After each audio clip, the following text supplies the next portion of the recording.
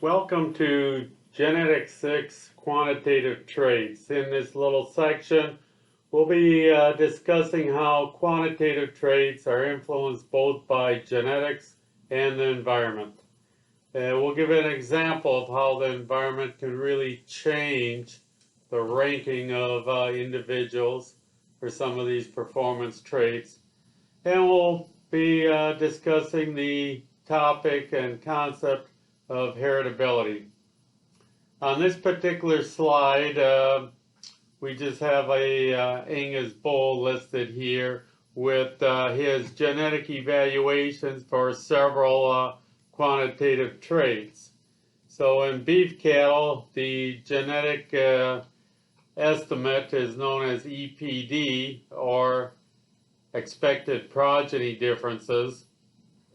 And in beef cattle now, we really do evaluate them for many different traits. Here we have just a few standard traits: calving ease direct, birth weight, weaning weight, yearling weight, maternal calving ease, or how easy the daughters would have calves, milkability, maternal weaning weight, and then stayability, longevity.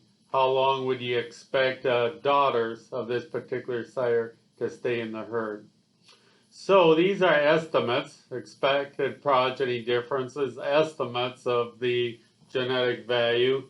Many times we don't know the genetic value with 100% accuracy, and a lot of times a lot less. So anytime we have an estimate, there's usually an accuracy value that's associated with it. The higher the accuracy, the more confidence we have in these individual genetic evaluations. So as far as these quantitative traits go, what we're a lot of times trying to estimate is the genetics.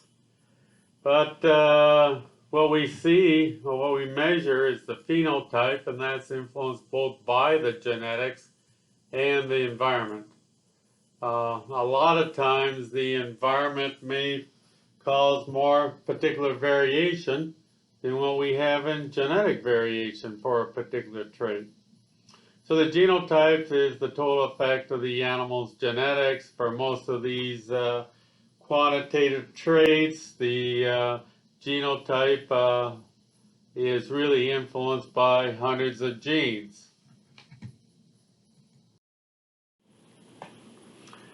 Besides being influenced by hundreds of genes, these traits are greatly influenced by the environment. Now, what is the environment?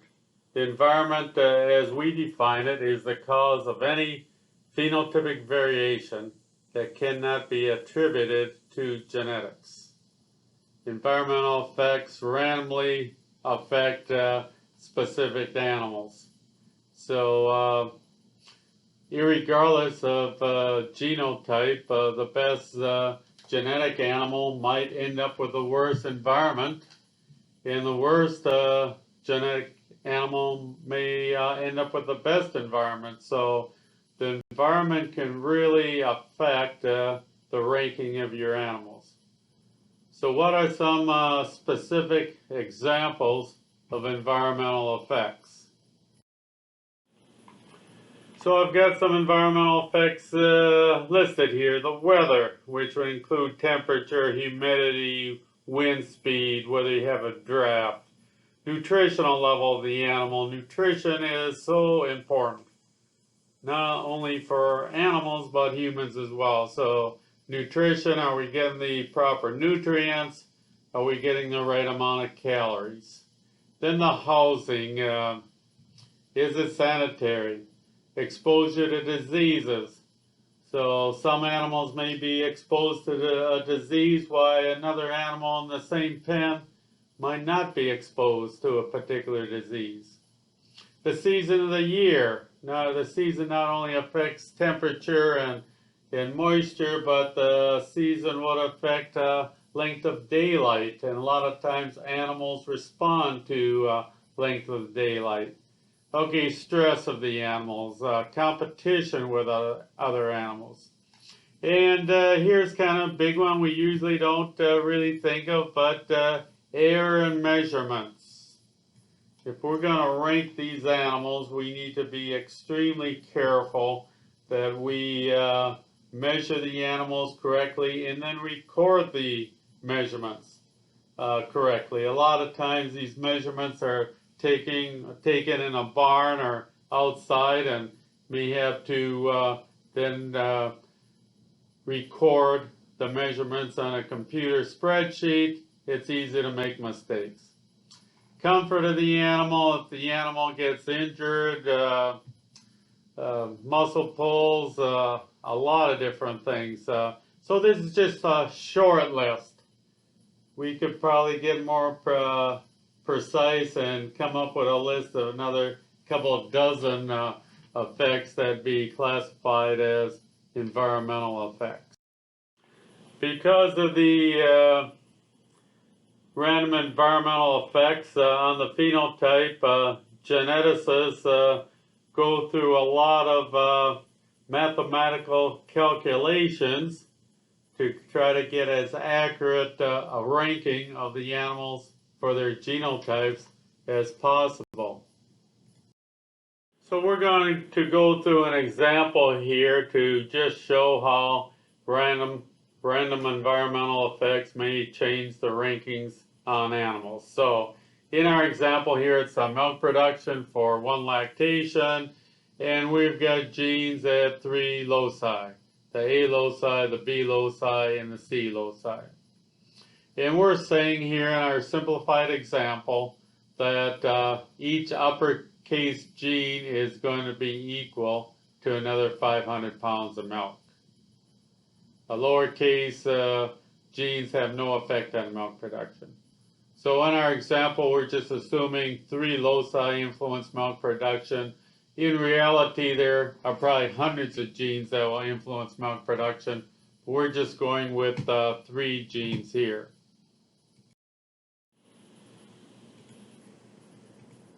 So we're assuming we've got 7 different cows in our barn. We've got some genetic variation, and our genetic level is averaging between, or is ranging from 21,000 to 24,000 pounds of milk. This is the amount of milk that a cow would give in about 10 months' time. So we've got our genotypes over here. And again, for each uppercase letter, we're gaining another 500 pounds of milk. So we start out with a cow that's got the low genetics value here, no uppercase. Next cow up, it's got 1 uppercase, so we get an extra 500 pounds, etc. as we go up. So this is the genetic level for milk production based upon these 3 loci here. But during the year's time, these cows are going to be exposed to a variety of different environmental effects. We're not going to know what the genetic levels are, but we will know what the phenotypes are. So we're going to take them kind of one cow at a time and see what happens. We're going to rank these cows on pounds of milk. We'd like to rank them on genotype, but our selection is going to be based on phenotype because that's what we see. All right, our first cow here is Ada. So genetic level is 24,000. Let's see, what kind of environment did she have that first year? Ada has a very difficult calving, and she calved in the middle of the night. We weren't there to help her, so she was really sick. Took a while to recover from that very difficult time there. So because of that slow start, she produced 1,500 fewer pounds of milk than we would have otherwise expected. So she ended up with a record of 22,500 pounds of milk for the year. All right, next cow up here is Ellie. She had a much better temporary environment. Her environment is plus 4,500 pounds, freshened during really cool weather, lush pastures, just by chance had the cleanest barn stall, so she was more comfortable, wasn't exposed to disease, just had a perfect environment compared to the rest of the cows in the herd. So her genetic level plus the environment, she ended up with 28,000 pounds of milk for the year. Next cow up is Latte. And Latte, genetic level 23,000. There's actually an error in the milk recording. So we measure the pounds of milk, but it was recorded wrong, incorrectly, with a positive effect. So we incorrectly gave her too much credit for pounds of milk, ended up with 24,000. So any error in measurement is going to end up in the environment column. Okay, next cow up is Bets here. And let's see, Bets, she had really bad pneumonia as a calf. Led to permanent lung damage. So this is a permanent environmental effect that sometimes cows just can't get over. So her lungs weren't good, and she's probably never going to be a good cow, even though genetically she's average, but damaged lungs that don't heal resulted in a production record of only 19,000 pounds of milk. Next cow is May here. May was our favorite cow. She's just so friendly. She's our show animal, so we travel with her to county fairs. We feed her premium feed. Talk to her nice every day. Just spend more time with her, and she loves us, and we love her. And because of the better nutritional value and care that we gave her, extra 4,000 pounds of milk, so she ended up with 26,000 pounds of milk. And then moving right along, next cow up is Queen here, and she freshened in really hot weather, and cows do not like hot weather.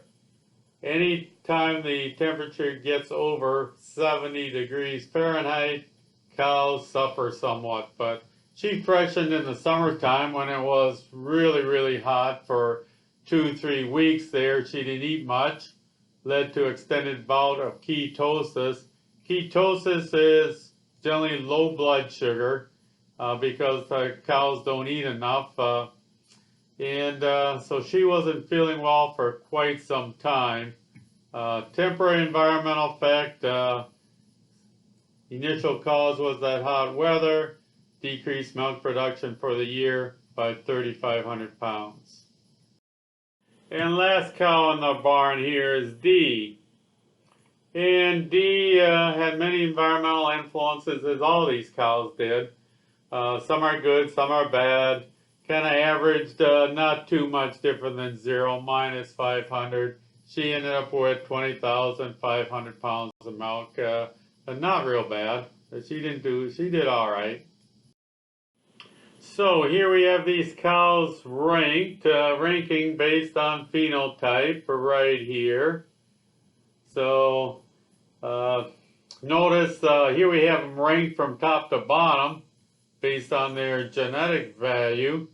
Phenotypic value is somewhat correlated to genetic value. Our top cows tend to be on top, but the ranking's not exactly the same. But the phenotype, that's what we see. So if we're going to rank our cows, this cow's first. She's not the best genetic cow, but and then our second best cow is actually genetically below average. Now if we pick these two cows, on average they're better than average. But this second cow is not going to move us forward genetically, that's for sure. And would probably miss the top genetics cow here because she only ranked fourth. Now there is in two bottom cows just by chance kind of ended up bottom as well. So better animals tend to be on top, poor animals tend to be on the bottom phenotypically, but the correlation is not 100% here. So the phenotype is equal to the genetics plus the environment. In the above example, there is a correlation. If we just run a correlation between this column and the phenotypic record, there is a correlation there of 0.5. Better animals genetically tend to do better phenotypically. But that correlation is not 100%. And as you can see here, there is quite a bit of re-ranking. That's why it really makes it a challenge sometimes to make genetic progress on these quantitative traits when we're selecting based on phenotype. So here we have a very important concept, heritability.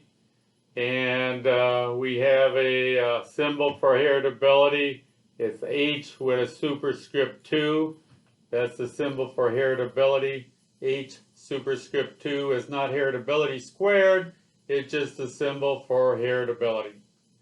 And so we can estimate heritability for different traits. And it's the percent of differences between animals in the same environment. And by same, we generally try to compare animals with other animals in the same herd.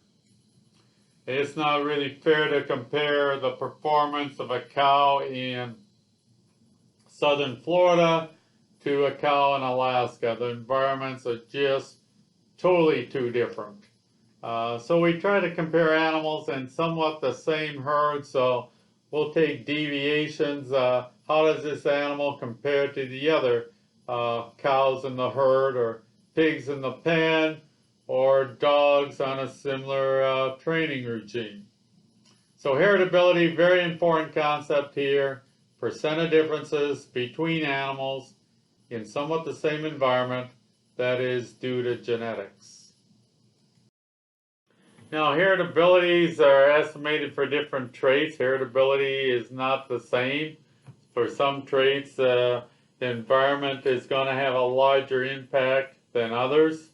We can put traits into different categories. For confirmation traits, if they're measured and scored accurately, we have what we say pretty large heritability. A lot of the differences that you see is due to genetics. And if you want to change conformation and prove it, if you score the animals accurately, generally we can make a lot of genetic progress because a lot of the differences that we see between the animals is due to genetics. Now, performance traits are going to be influenced a little bit more by the environment than conformation traits. So the heritability is a little bit lower. Generally 20 to 35%. In performance traits would be how good the dog is at hunting pheasants, milk production, rate of gain, racing speed. Anyway, in those categories, generally 20 to 35% of the differences that you see between animals is due to genetics. The other 60 or 65, 80% is due to environmental effects. And those environmental effects, a lot of times we have very little control over. Now there's other traits like disease resistance, influenced more by the environment, whether the animals are even exposed to the disease or not, and if they're stressed, and how big a disease challenge they might have. So the heritability is only about 10% on average for disease resistance, which makes it a little more difficult to accurately select for increased disease resistance. And then reproductive traits, usually even lower heritabilities because the environment plays even a larger role role in reproductive traits. Now, it doesn't mean that if the heritability is low, there may still be a lot of genetic variation there. And generally, as the heritabilities decrease, it's because environment plays a bigger role, not necessarily that there's less genetic variation. So, for some of these traits, we have to just work a little harder to accurately rank the animals correctly so that we can make genetic progress. But anyway, think of any particular trait out there that animals might have. You can generally place those traits in one of these four categories, and that'll give you a good idea of how important genetics might be there. Now, this was the end result of a genetic experiment where they just selected cats with bigger heads and smaller bodies until all they had left was a species of cat with only a head. Yeah, I'm not sure if that story is true or not, but yeah, that's what I heard. All right, we're going to go through some examples here, just trying to figure out, we've got some differences between animals. What percent of those differences are due to genetics? What percent of those differences are due to environment? So here on this particular ranch, we had a group of bulls. And the average daily gain, pounds per day, was 3.5 pounds. So these bulls were growing pretty well. But they didn't all grow 3.5 pounds. There's always variation out there, right? So the top bull, and a lot of times we're interested in the top ones, grew a pound faster. He grew 4.5 pounds per day. Now, the heritability for average daily gain has been estimated here at 25%, or 0.25. So this bull is a pound better. What percent of this bull's superiority for average daily gain? And his superiority is plus 1 pound per day. How much of that would be expected to be due to genetics? Well, that question is just refers right back to the definition of heritability. We said that heritability is 25%, and the heritability is the differences between animals that is due to genetics on average. So the answer is 25% of the superiority would be expected to be due to genetics because the heritability is 25%. So the question might come up here, what is this bull's genetic value for average daily gain? What is his genetic value in comparison to the other bulls in the pen? Well, the bull is plus 1 pound better than pen mates. In animal breeding, we always deviate records from pen or herd mates to remove as much of the environmental influences as possible. So we take a deviation. And the other point here is that it's best to have a lot of animals. If you only have one animal in the pen, of course you don't know whether he's good because of environment or genetics. You need to compare an animal to other animals. So this bull's phenotypic record then, taken as a deviation, is plus 1 pound. He's plus 1 pound better than herd mates. And because we know that the heritability is 25%, 25% of this 1 pound on average is expected to be due to genetics, while 75% is due to environment. Now, as we select animals to make genetic progress, of course the environment is not transmitted from one generation to the next. It's only genetics that is transmitted. So this bull that's plus 1 pound, you would not expect, or hopefully not expect, all of his offspring to be 1 pound better. I think he'd be disappointed because the environment that this bull had is not going to be transmitted to the offspring. So bull's difference from herd mates, now we've got it in pounds here, and he was plus 1 pound better. Our best estimate is 3/4 of that, or 0.75 pounds, was due to a better environment than average, and his genetic value plus 0.25 pounds compared to herd mates. So again, bull's genetic value for average daily gain plus 0.25 pounds. His phenotypic variation, of course, was 1 pound.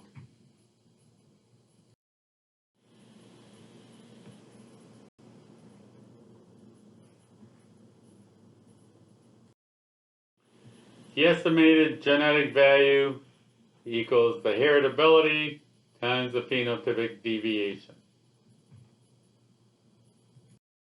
In animal breeding, a lot of times we use different terms for the genetic value. So EGV, estimated genetic value, another term used somewhat interchangeably with estimated genetic value is estimated breeding value. And estimated breeding value is known as EBV. And it's the total genetic value of that individual. In this country, we tend to rank our animals based on estimated transmitting ability. We want to know what this bull is going to transmit to his offspring on average. We're breeding stock, or we're buying breeding stock or semen to get better offspring. So the bull does not transmit his total genetic value. The bull just transmits a sample of its genetics in the sperm.